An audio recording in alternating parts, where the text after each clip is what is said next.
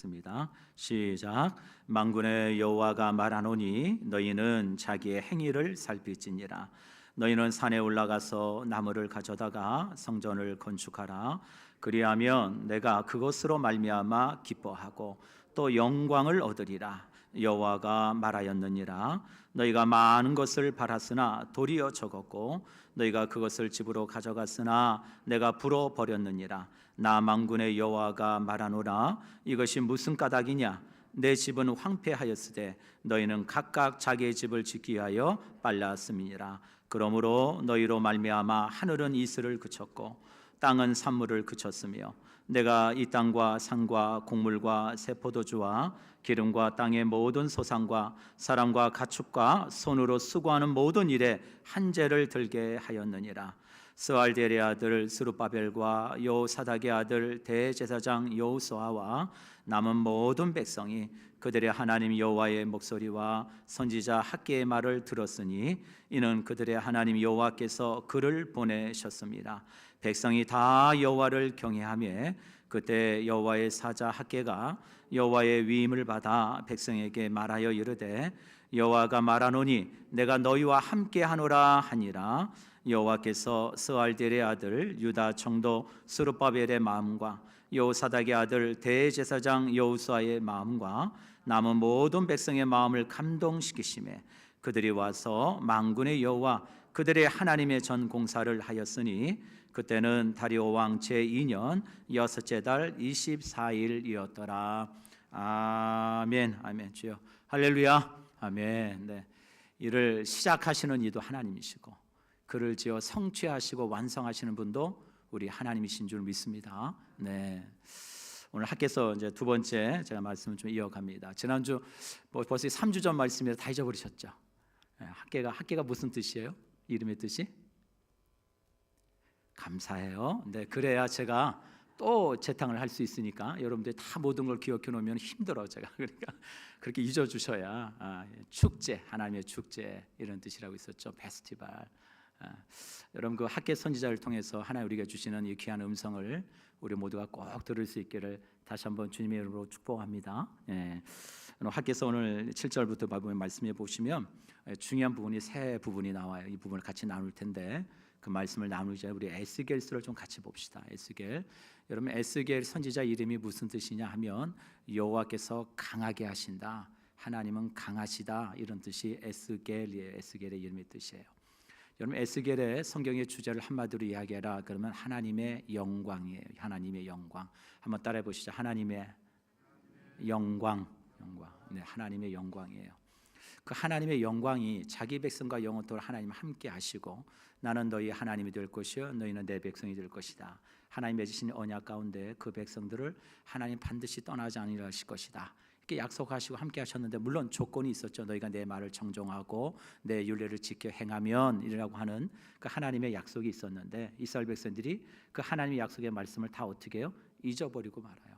그래서 결국 이스라엘 백성들이 어떻게 됩니까? 북은 아수르의 멸망을 당하고 남은 바벨론의 멸망을 당했죠. 그 바벨론의 멸망을 당하는 과정 가운데 이스라엘 백성들이 세 번에 걸쳐서 포로로 이제 잡혀가게 됩니다. 1차 포로 때 잡혀갔던 이 사람이 여러분 잘 아시는 다니엘과 그 친구들이 1차 포로 때 잡혀가고 2차 포로 때 잡혀갔던 수많은 사람들 중에 중요한 한 사람이 누구냐? 에스겔이라고 하는 선지자예요. 에스겔이 포로로 잡혀간 지 5년 뒤에 하나님이 그발 강가에서 에스겔의 환상으로 보여주시고 하나님의 그 심판의 이유와 그리고 그 백성을 다시 하나님이 회복시킬 것이라고 하는 약속을 하나님이 해주시는 말씀. 그 무시의 어떤 가까운 책이 이제 에스겔서거든요. 그래서 나중에 이제 에스겔서 48장에 보면 그 하나님의 영광이 어떻게 회복될 것이냐, 하나님의 성전부터 시작될 것이다라고 하는 환상을 보여줌으로 맞춰요. 그래서 에스겔서 48장에 보면 거기에 계신 하나님 여호와 삼마의 하나님을 에스겔에게 하나님이 보여주시죠. 그리고 에스겔서가 이제 끝납니다. 여러분 에스겔의 하나님께서 이스라엘 백성들을 왜 심판하시느냐? 딱 한 가지 이유를 들라 그러면 우상 숭배예요. 너희는 나 외에 다른 신을 내게 두지 말라라고 하는 이 첫 계명을 이스라엘 백성들이 다 버립니다. 하나님 외에는 다른 신을 너에게 두지 말라 하였음에도 불구하고 이스라엘 백성들이 하나님 외에 또 다른 것들을 그들의 마음에 두고 섬겨왔던 것이죠. 그러면 에스겔서 8장을 한번 볼까요? 8장. 에스겔 8장 잠깐 에스겔에서 좀 오늘 배경이 될 수 있는 말씀이기 때문에 잠깐 보는 거예요. 에스겔에서 8장을 봅니다. 1159쪽, 1159쪽 에스겔에서 8장 찾으셨죠? 예, 주석 성경에 보면 여러분 제목이 뭐라고 붙어 있어요? 8장이에요. 예루살렘의 우상 숭배. 그렇죠. 왜 하나님이 이스라엘을 심판하실 수밖에 없느냐? 그들이 뭐 했기 때문에? 우상을 숭배했기 때문이라는 거예요. 그 우상 숭배가 얼마나 하나님 보시기에 끔찍했느냐, 그 모습을 하나님이 에스겔에게 보여주시는데 그 내용이 우리는 7절부터 나옵니다. 7절 에스겔서 8장 7절 이렇게 하나님 말씀하셔요. 그가 나를 이끌고 뜰문에 이르시기로 내가 본즉 담에 뭐가 있더라? 구멍이 있더라. 이렇게 하나님께서 이스라엘 성벽의 성전 그 뜰을 담 쪽으로 이끌어 가신데 거기에 구멍이 뻥 뚫려 있는 거예요. 그래서 구멍을 통해서 인자야 그가 이르시되 인자야 너는 이 담을 뭐하라? 헐라. 그러시고 내가 그 담을 허니 한 분이 있더라. 이게 실제로 그런 게 아니라 뭐예요? 에스겔에 보고 있는 뭐예요? 환상이에요. 환상. 실제로 가서 뭐 불도저로 믿은 게 아니에요. 환상으로 지금 보고 있는 거예요. 또 내게 이르시되 들어가서 그들이 거기에서 행하는 뭐하고 가증하고 악한 일을 보라 하시기로. 참 중요합니다. 교회가 하나님 보시기에 가증하고 악한 일을 숨겨서 행하거나 하나님이 계시지 않는 것처럼 교회 공동체가 하나님이 미워하는 것을 하게 되면 결국 어떻게 되는지를 성경을 통해서 우리에게 교훈하고 계셔요. 말씀을 분명하게 우리에게 정확하게 보셔야 돼요. 하나님의 교회가 어떠해야 되는지를 우리가 이 말씀을 통해서 봐야 된다고요. 여러분 그래서 10절에 보세요. 내가 들어가 보니 각양공중과 가증한 집승과 이스라엘 조상의 모든 우상을 그 사방 벽에 뭐 있어요? 그렸고 여러분 절간에 가보시면 알겠지만 절간에 보면 뭐 12지신인가 뭔가 해가지고 막 온통 그림 그려져 있는 거 보신 적 있으시죠? 그걸 연상하시면 돼요. 그런 거를 성전뜰 벽에다가 막 여기다가 뭐 온총 곤충들 이게 다 뭐예요? 우상이죠. 우상. 그걸들을 성전뜰 벽에다 그려놓은 거예요. 기가 막힌 일이죠. 하나님의 교회에 여러분 생각해 보세요. 교회에 탱자가 그려졌다고 생각해 보세요. 탱화가 상상이 돼요? 예? 교회에 탱화를 그려놨다고 생각해 보시라고. 그게 무슨 교회예요? 그게 점집이나 다름없지. 그런 거예요. 지금 하나님의 성전에 그런 온갖 우상의 그림들을 다 그려놨더라. 11절 이스라엘 족속의 장로 중 70명이 그 앞에 섰으며 누가 섰어요? 장로들이 몇 명이요? 70명이 어디 앞에 서 있어요? 그 우상의 그림 앞에 서 있는 거예요. 서가지고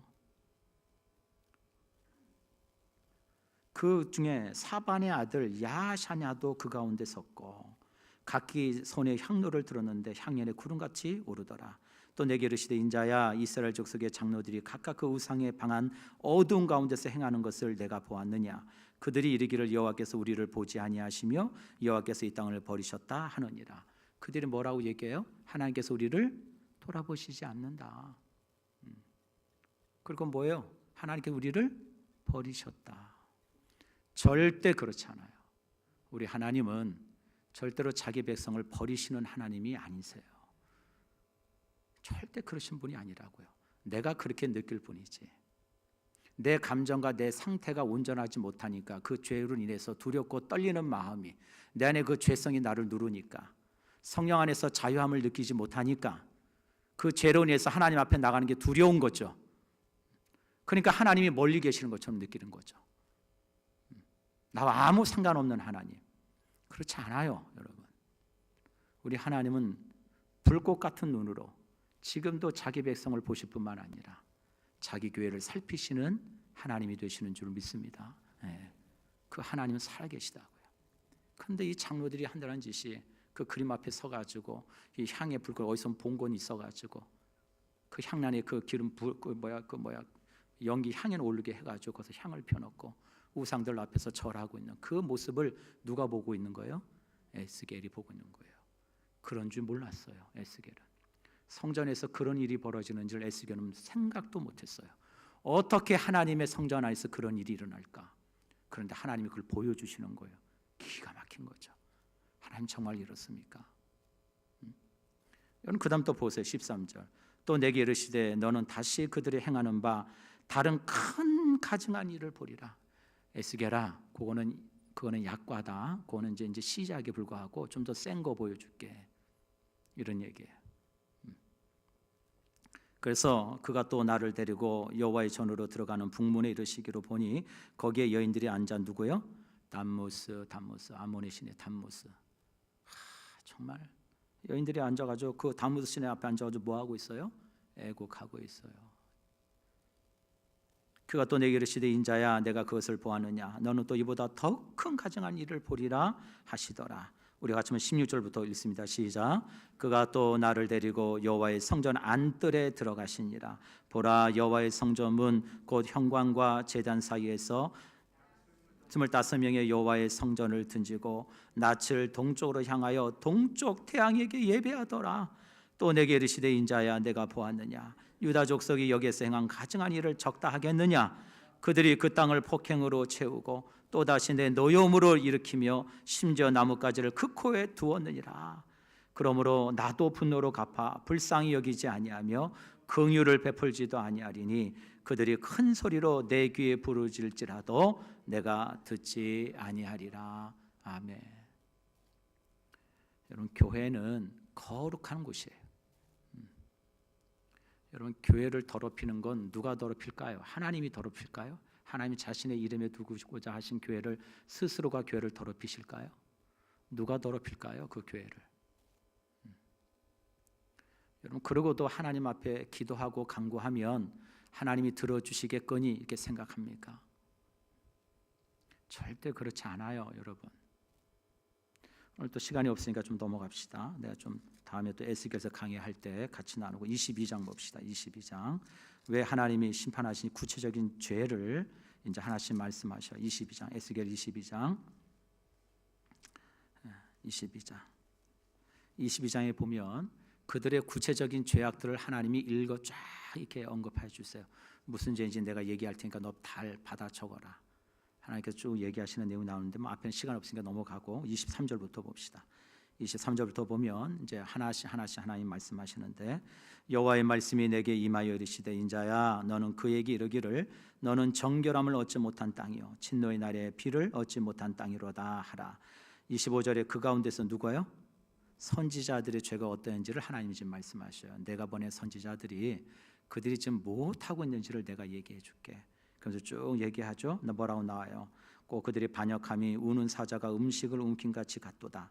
그들의 사람의 영혼을 삼켰으며 재산과 보물을 탈취하고 과부를 그 가운데 많게 하였으며. 선지자들의 사람들의 영혼을 훔친대요. 이게 있을 수 있는 일인가요? 여러분 그 다음에 또 누구의 죄가 나와요? 26절에 제사장들의 죄는 어땠는지 쭉 이야기 나옵니다. 여러분 시간 내시면 집에 가서 읽어보세요.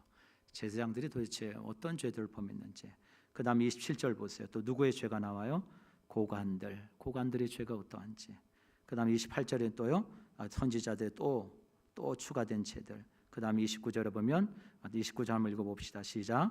이 땅 백성은 포악하고 강탈을 임삼고 가난하고 궁핍한 자를 압제하고 나그네를 부당하게 학대하였습니다. 여러분 하나님께서 뭐라고 말씀하셔요? 내 이웃을 내 몸과 같이 사랑하라. 고아와 과부를 결코 압제하지 말고 그들을 홀로 보내지 말고 그들을 돌아보라고 율법에 말씀하셨는데 하나도 하나님의 말씀의 정신 스프릿이 그들의 삶에 있지가 않아요. 그럼 이게 하나님의 백성이에요? 이방 백성이에요? 이방 백성이랑 다를 바가 없는 거죠. 그래서 하나님이 에스겔에게 무슨 얘기를 하시냐? 내가 그래서 이것을 버리신다는 거예요. 하나님이 떠나시겠다는 거예요. 하나님의 영광이 떠나겠다는 거예요. 여러분 예루살렘 성전이 번듯하게 있으면 뭐합니까? 그 건물이 중요한가요? 그곳에 누가 계셔야 돼요? 누가 계셔야 돼요? 하나님이 계셔야 성전이 성전인 거죠. 하나님이 떠나버리면 건물만 덩그러니 있는데 그게 무슨 의미가 있어요? 하나님이 그 가운데 예배 받으시지 않으시고 그 가운데 임재하지 않으시고 자기 백성들에게 긍휼과 자비를 베풀어 주시지 않으시면 그게 무슨 의미가 있어요? 에스겔에게 좀 그 말씀을 하시는 그러나 에스겔아 내가 그러할지라도 내가 이 백성들을 결코 버리지 않고 내 백성을 내가 다시 회복시키겠다. 하나님 그 약속을 하시는 게 에스겔서 제 37장부터 나오는 말씀이에요. 우리 잘 아는 에스겔서 37장이 뭐가 나와요? 마른 뼈들의 환상 이야기가 나오죠. 에스겔아 이 많은 뼈들이 능히 살겠느냐? 아유 하나님이 아시죠. 이게 그래서 주님이 하나님 뭐라고 말씀하셔? 너는 내 말을 대언하여 이르기를 나의 말을 그들에게 말하라 라고 얘기하시잖아요. 그래서 진정으로 교회가 회복되고 영혼이 회복되는 첫 번째 길은 하나님의 말씀에 있는 줄 믿습니다. 아멘. 하나님의 말씀을 가까이 하시고 그 말씀을 사랑하셔야 되고 그 말씀에 여러분의 삶을 두셔야 돼요. 그래야 진정한 회복이 일어나고 그것에 부흥이 일어나는 거예요. 오늘 그 내용을 가지고 여러분 학개서를 다시 갑니다. 오늘 학개서 7장부터 쭉 말씀을 보면 오늘 세 곳에 중요한 메시지가 있는데 그 세 곳을 통해서 간단히 좀 제가 핵심만 말씀드리고 넘어갈게요. 우리 학개서 다시 본문 갑니다. 오늘 학개서 1장 7절부터 15절에서 첫 번째 중요한 메시지는 7절이에요. 7절 한번 볼까요? 만군의 여호와가 말하니 너희는 자기의 행위를 살피지니라. 첫 번째 뭐 하래요? 자기의 행위를 살펴보래요. 네, 지금 지난주에 말씀드렸죠. 5절에도 똑같은 말씀이 나오는데 너의 행위를 한번 살펴라. 너의 그 마음의 본심이 어떠한지를 돌아봐라. 이런 얘기라고 말씀드렸죠. 내가 그 일을 하고자 하는 의도, 본심이 뭐냐는 거예요. 왜 내가 그것을 하려고 하는지를 한번 좀 깊게 좀 들여다보라는 거예요. 네 안에 중심이 뭐가 있는지. 여러분 우리가 하나님의 일을 하면서 중요한 것은 여러분 하나님 앞에 진정성 있게 하나님께 나가는 거예요. 여러분 그 사람이 진정성이 있다 없다는 누가 판단하는 거예요? 내가 판단하나요? 누가 판단해요? 다른 사람이 보고 판단하는 거죠. 나는 진정성 있어. 그러면 진정성 있는 거예요? 아니죠. 다른 사람들과의 관계 속에서 그 사람을 다른 사람들이 보고 평가하는 거죠. 야, 저 사람 참 믿을만 하구나. 저 사람은 겉과 속이 다르지 않구나. 저 사람 말과 행동이 틀리지 않구나. 다른 사람들과의 관계 속에서 형성되어지는 정인 거예요. 삶의 진정성이라는 거. 마찬가지죠. 우리가 하나님 앞에서 진정성 있는 신앙은 누가 판단하시는 거예요?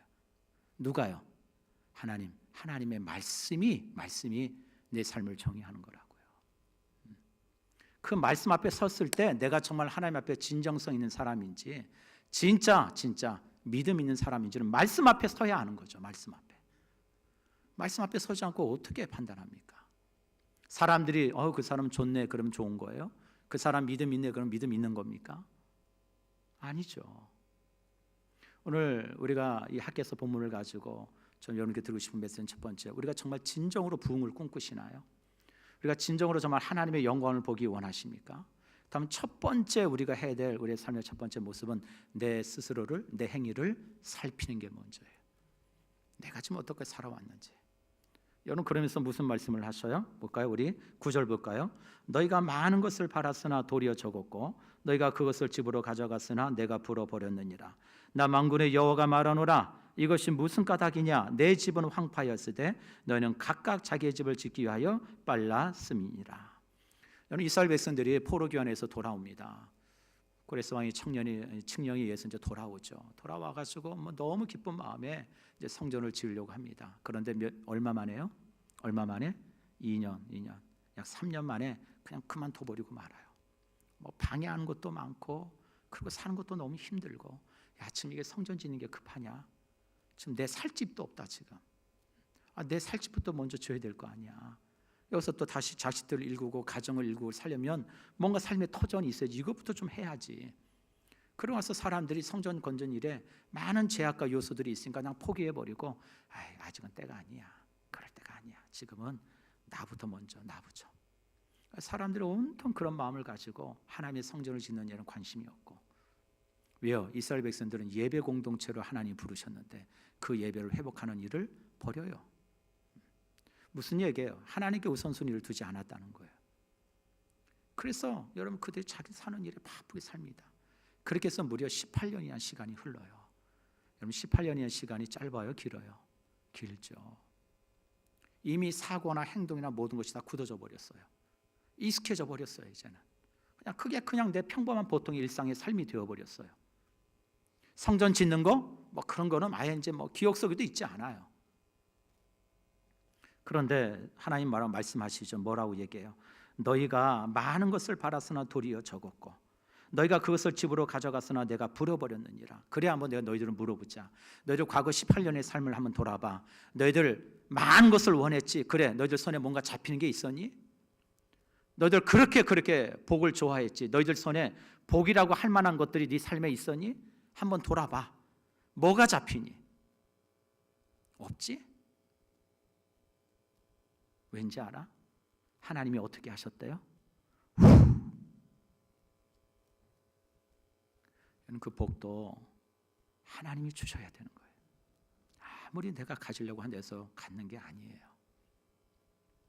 왜요? 우린 청직이거든요. 주인이 맡겨주신 삶을 사는 인생이니까. 근데 내가 주인인지 자꾸 주인이 행사하려고 그래요.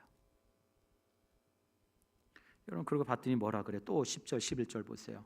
그러므로 너희로 말미암아 하늘에서 뭐가 그쳐요? 이슬이 그쳤고 그 땅은 산물이 그쳤느니라. 왜 그래요? 하나님이 이른 비와 늦은 비에 복을 주시지 않으시니까 열매가 없죠. 내가 이 땅과 산과 곡물과 새 포도주와 기름과 땅의 모든 소산과 사람과 가축에 서는 모든 수고하는 일에 뭘 들게 있어요?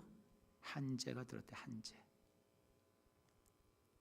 여러분, 아무리 내가 많이 벌어도요, 우리 성 잠언 말씀에 하나님께서 여호와께서는 복을 주시되 뭘 겸하여 주시지 않으세요? 근심을 겸하여 주시지 않느니라. 그 말은 뭐예요? 그 복을 지킬 수 있도록 하나님이 붙들어 주신다는 거거든요. 여러분, 그런 은혜가 있어야죠. 우리 성산의 모든 가족들은 하나님이 복을 주실 뿐만 아니라 그 복을 지켜나갈 수 있는 은혜도 주시기를 주의 이름으로 축복합니다. 네. 그게 진정한 복이에요. 많이 벌어가지고 죄송한 얘기지만 남 좋은 일만 하면 그게 무슨 복이에요? 물론 남에게 도운 사람이 도움하면 좋겠죠. 꼭 나쁘다는 건 아니지만 저는 이스라엘 백성들이 그랬다는 거예요. 그러면서 첫 번째 주신 메시지가 뭐예요? 너희들 행위를 좀 살펴봐. 너희들 안에 진심이 있는지, 너희들 나를 향한 그 마음의 본 마음이 정말 그러한지. 우리 사랑하는 성산의 여러분, 여러분들 교회가 정말 부흥하기를 꿈꾸고 여러분의 심령과 가정이 회복되어지길 원하는 것이 그것이 본 마음 진심이라면 여러분들이 하나님을 향한 그 마음의 믿음도 본심이 되기를 주의 이름으로 간절히 축복합니다. 본심이 되셔야 돼요. 하나님께 정말 진정성 가지고 하나님을 만나셔야 돼요. 그리고 두 번째 뭐라고 얘기하셔요? 볼까요? 우리 8절 다 같이 읽습니다. 시작. 너희는 산에 올라가서 나무를 가져다가 성전을 건축하라. 그리하면 내가 그것으로 말미암아 기뻐하고 또 영광을 얻으리라. 여호와의 말하였느니라. 여러분, 이스라엘 백성들이 1차 포로로 귀환할 때는요, 뭐였죠? 그래서 칙령을 열었어요. 이스라엘 백성들이 성전을 짓는 일에 돈, 들어가는 재와 물질 다 모든 거 100% 공급해 줍니다. 다 도와줘. 이들이 하는 일이라면 다 도와줘. 그래서 일부는 솔로몬이 첫 이 하나님의 성전을 지을 때 다윗을 통해서 어디서 이 나무를 구해왔죠? 두로 시돈 기억나시죠? 거기서 뭘 가져왔어요? 백향목이라고 하는 아주 귀한 이 나무를 가져와가지고 다윗이 그걸 다 준비해놨잖아요. 그러나 그 성전 짓는 아들 솔로몬에게 하나님이 위임하셨죠. 그 솔로몬이 그 백향목으로 그 하나님의 성전을 아름답게 짓고 어마어마하게 크게 짓잖아요. 그리고 금으로 칠을 하고 그 영광과 비교할 수 없는 성전이 있지만 여러분, 그때 지금 이 상황은 그때하고 너무 달라요. 아무것도 없어요. 그리고 그 당시에 성전을 짓고 부서지고 남았던 그런 이런 나무들은 지들 집 짓는 데 다 써버렸어요. 가져다가. 그러니까 아무것도 없어요. 그저 돌 좀 남아있을 뿐이에요. 그런 하나님이 지금 이스라엘 백성들에게, 유다 백성들에게 뭘 요구하시면 가서 성전을 지어라. 지금 어떻게 백향목을 어디서 구하고 이 큰 이 돌들을 어디서 구하고 하나님 할 수가 없어요. 그런데 하나님은 어떤 하나님이시냐? 오늘 성경 말씀에 너희가 어디에 올라가서요? 산에 올라가래요. 산에. 저는 이게 너무 감사한 거예요. 여러분, 하나님은 우리에게 뭔가를 요구하실 때 우리의 모든 처지와 형편을 다 살피시는 하나님이 되신다는 걸 여러분 믿을 수 있기를 축복합니다. 우리가 할 수 없는 것을 하나님이 요구하지 않으세요. 하나님은 우리에게 요구하신 건 딱 하나예요. 그냥 그 말씀에 순종하기를 원하세요. 그러면 하나님이 하시는 거거든요. 근데 우리는 뭔가 큰 걸, 대단한 걸 준비해야 되고 뭔가 조건을 갖춰야 되고 뭔가 뭐 이렇게 아니요 그렇지 않아요. 지금 이스라엘 백성들은 옛날 과거처럼 솔로몬 시대처럼 뭐 백향목을 끌어오고 어마어마한 돌들을 뚫는 그런 능력도 없고요. 그런 상황도 못 돼요. 그 당시에 그런 성전에 비하면 여러분 정말 5분의 1에 불과하는 작은 성전이에요. 그런 성전을 지내서 야 백향목으로 지어야지, 야 다듬은 돌 옛날에 지었던 거 그게 똑같이 해, 이렇게 안 하신다고요. 하나님은 우리가 할 수 있는 상황과 환경 속에서 요구하시는 거예요. 산에 올라가, 산에 올라가. 어떤 나무라도 상관없어. 산에 올라가서 성전 집을 지을 만한 나무의 자재들을 가져다가 그 집을 지으면 하나님이 뭐라고 얘기해요? 그 봅시다. 그것으로 말미암아 하나님이 뭐 하신대요? 기뻐하고 또 영광을 얻으리라.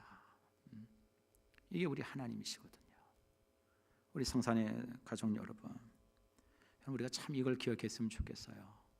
하나님의 그 영광, 그 부흥의 놀라운 은혜를 맛보는 데 있어서는 우리 하나님은 거치 뭐 화려하고 이런 걸 요구하시는 게 아니에요. 우리의 뭘 요구하셔요? 우리의 중심을 보시거든요. 우리의 마음, 겉이 아니라 속이 막 형식적으로 막, 아니요. 여기에 단 두 사람이 있을지라도 그 두 사람이 진정으로 하나님을 두려워할 줄 알고 하나님께 드리는 예배는 하나님 받으실까요? 안 받으실까요? 받으시죠. 여기에 100명, 500명, 1000명이 있어야 하나님 받으시나요? 아니요. 우리의 모든 상황과 형편을 하나님은 아세요. 그러하게 우리 성산의 가족 여러분, 순종하십시다. 하나님이 산에 올라가라면 가면 되죠. 그럼 뭐 어려워요? 내려가라면 내려가면 되죠. 뭐 어렵습니까? 하나님이 하시는데, 그것을 인해서 내가 기뻐하고 영광을 받으신다는데, 그러면 된 거 아니에요? 하나님이 기뻐하시면 역사가 일어나고, 하나님이 영광을 받으시면 자기 백성을 하나님 당신이 살리실 텐데 뭘 그걸 걱정하고 두려워합니까? 목사님 이게 안 돼 있는데요. 이것도 안 돼요. 그건 하나도 중요하지 않아요. 우리가 하나님 앞에 어떤 마음으로 순종하느냐가 더 중요하죠. 그래야 그 교회 위에 하나님이 주의 뜻을 드러내셔요. 여러분 고린도전서 10장에 보면 사도 바울이 고린도 교회 여러 가지 이야기들을 합니다. 10장에 보면 우상 숭배를 이제 멀리해라, 이 말을 이제 사도 바울이 하는데, 그런 얘기를 해요. 사도 바울이 과거에 이스라엘 백성들이 광야 40년을 한번 돌아봐라. 이스라엘 백성들이 광야 생활을 어떻게 지냈니? 그들이 하나님 앞에서 우상을 섬기지 않았냐? 금송아지 만들고 막 거기서 먹고 마시고 뛰고, 그 일을 하나님이 어떻게 하셨느냐? 그리고 그 백성들이 또 이방 여인들과 막 음행하고 막 난리를 치는 가운데 3,000명이나 죽었던 일이 있었지 않느냐? 그게 뭐예요? 시드미오 사건 아니에요? 모압 여인들과 음행하고. 그리고 또 뭐 주님 뭐라고 말씀하셔요? 하나님을 시험하다가 불뱀에 많은 백성들이 멸망당한 일을 너희가 기억하지 않느냐? 왜 성경에 그런 말씀들을 기록해 놓았느냐? 그 모든 일을 통하여서 하나님이 우리를 뭐하기 위해서? 두 가지, 우리에게 본보기가 되고 오늘 사는 우리에게 깨닫기 위함이라는 것을 왜 알지 못하느냐? 여러분 과거에 우리가 지난 모든 일들을 돌아볼 때 가끔씩 번뜩 내 안에 생각나게 하시는 일이 있을 거예요. 왜 그 일을 생각나게 하실까요? 그게 좋든 나쁜 일이든 하나님 분명히 여러분들의 마음속에 말씀하시고자 하는 뭐요? 메시지가 있거든요. 깨닫게 하기 위함이 있는 거예요. 그게 우리 안에서 성령이 역사하신다는 증거거든요. 그러나 그것을 깨닫게 하실 때는 항상 하나님 우리의 마음속에 뭘 주시느냐? 말씀으로 임재하셔요. 말씀으로 함께 하신다. 그래서 나중에 사도 바울이 너희가 선줄로 생각한 자는 뭘 할까 조심하라? 넘어질까 조심해라.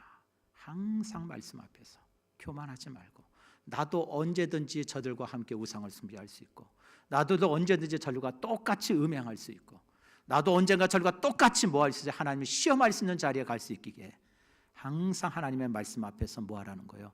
선줄로 생각한 자는 넘어질까 뭐하라? 조심하라. 항상 하나님 말씀 앞에. 그래서 고린도전서 10장의 결론은 그거예요. 우리 한번 읽어볼까요? 10장 우리 31절 다 같이 한번 읽겠습니다. 시작. 그런즉 너희가 먹든지 마시든지 무엇을 하든지 다 하나님의 영광을 위하여 하라. 답은 거기에 있는 거예요.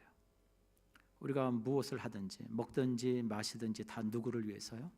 하나님의 영광을 위해서면 너무 아무런 문제 없어요. 지금 이 자리에 예배하는 것, 우리가 누군가의 교제하는 것, 누군가 와서 만나서 음식을 먹고 나누는 모든 것들이 누구를 위한 것이라고, 하나님을 위한 것이라면 쓰러질 일이 없죠. 그게 다 사람을 위한다고 생각하니까 시험에 들고. 여러분, 세 번째 또 중요한 말씀이에요. 또 중요한 부분인데 같이 참 이 말씀이 참 중요하다고 봐요. 우리 13절 14절 같이 한번 읽겠습니다. 시작. 그때 여호와의 사자 학개가 여호와의 위임을 받아 백성에게 말하여 이르되 여호와가 말하노니 내가 너희와 함께하노라 하니라. 여호와께서 스알델의 아들 유다 총독 스룹바벨의 마음과 여호사닥의 아들 대제사장 여호사의 마음과 남은 모든 백성의 마음을 감동시키시매 그들이 와서 만군의 여호와 그들의 하나님의 전 공사를 하였으니. 그럼 우리가 우리 모든 상황과 처지를 뛰어넘어 하나님이 하라고 하시는 일에 순종하면 하나님이 우리에게 두 가지를 반드시 보여주신다는 거예요. 첫 번째 뭐냐? 오늘 성경 말씀에 내가 너희와 함께 하노라. 이게 복된 거죠.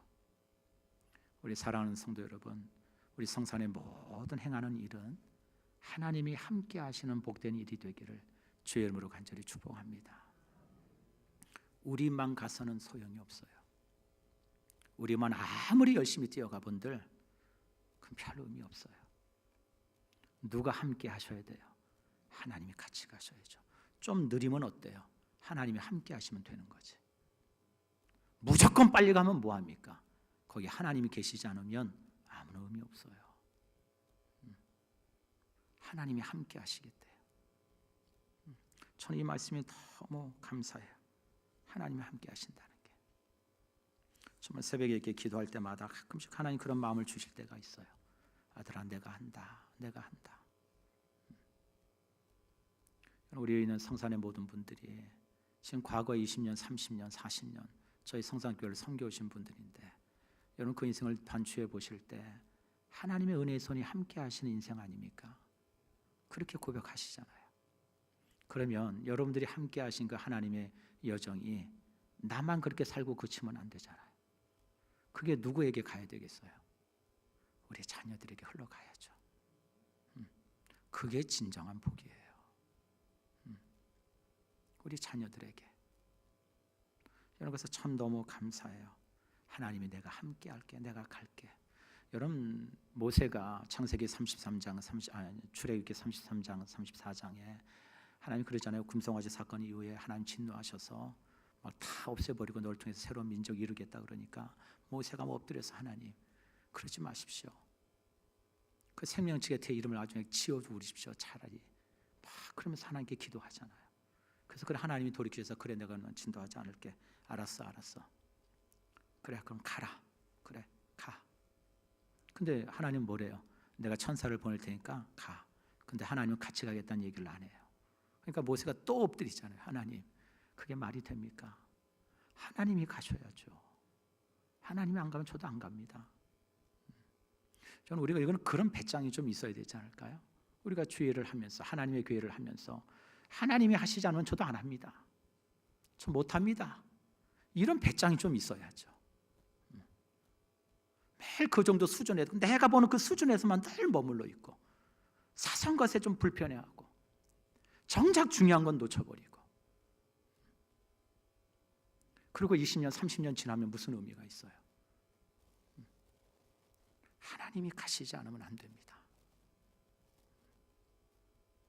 여러분 그런 가운데 하나님 두 번째는 어떤 은혜를 주시냐? 내가 너에게 동역자를 붙여줄게. 사람 붙여줄게.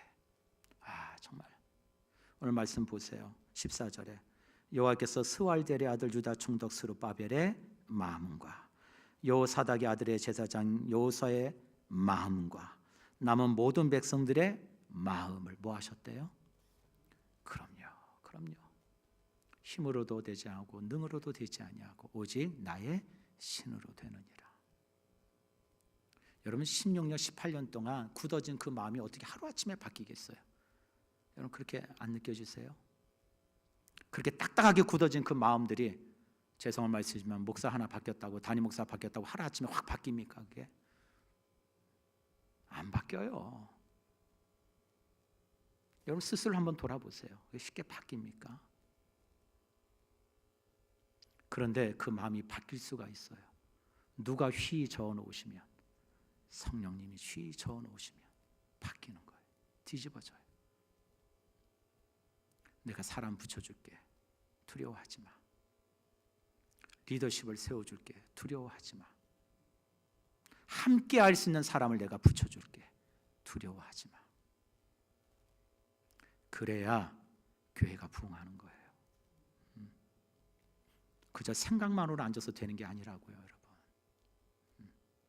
하나님이 가셔야 되는 거고, 하나님 그 마음을 움직여 주셔야 되는 거고, 같이 일할 사람들을 붙여주셔야. 우리 사랑하는 성산의 가족 여러분, 우리 교회가, 성산교회가 앞으로 나아가야 될 수많은 하나님의 일들이 있어요. 저 하나님께서 이 좋은 교회를 왜 주셨을까? 늘 저는 그게 기대가 돼요. 우리 노예에서 이만한 교회 건물에 본당 있는 교회가 몇 개 없습니다. 창일교회도 요거 우리 본당에 반도 안 해요. 이렇게 좋은 교회를 하나님 주셨을 때는 이유가 있으실 거 아니에요? 그 이유를 보실 수 있어야죠. 들으셔야죠. 그러기 위해서 우리가 가져야 될 첫 번째 삶의 자세는 뭐냐? 너의 행위를 살피라. 첫 번째 하나님 주신 메시지는 그거예요. 너의 행위를 살피고 너희들의 이 진심, 본심이 뭔지를 한번 돌아보고. 그리고 두 번째 뭐라고 말씀하셔요? 산에 올라가서 뭐하라? 성전을 건축하라. 그럼 내가 이를 위하여 기뻐하고 영광을 얻으리라. 우리의 모든 형편을 하나님 아세요. 무리한 거 요구하지 않으세요. 하나님 우리에게 할 수 있기 때문에 요구하시는 거예요. 비록 감당치 못할지라도 감당하도록 우리 하나님은 도우시는 줄 믿습니다. 그걸 믿고 가야죠. 그리고 세 번째, 하나님 뭐 하신대요? 함께 가시겠대요. 그러면 하나님이 가신대잖아요. 하나님이 뭘 두려워합니까? 하나님이 가시겠다는데. 뿐만 아니라 뭐예요? 사람도 붙여주시겠대요. 그 마음 휘 저어놓으셔서. 사람의 마음의 문을 열고 닫는 것도 하나님의 주권 아닙니까? 이곳에 많은 영혼들을 보내주시는 것도 하나님의 주권이죠. 그런 하나님의 주권을 맛보기 위해서 우리가 가져야 될 가장 중요한 심령의 바탕은 여러분의 삶을 말씀 앞에 두는 거예요. 말씀을 사랑하셔야 돼요. 오늘도 그런 은혜가 우리 공동체 안에 충만하기를 주의 이름으로 간절히 축복합니다. 아멘. 우리 같이 기도합시다. 사랑 은혜가 충만하신 아버지 하나님 감사합니다. 감사합니다. 이 말씀이 그저 우리의 지식에 머리에만 머무는 말씀이 되지 않게 하시고 우리 심령에 성령 하나님께서 감동하여 주셔서 아버지여 딱딱한 마음들을 부드럽게 만져주시고 굳어진 그 마음들을 녹여주시고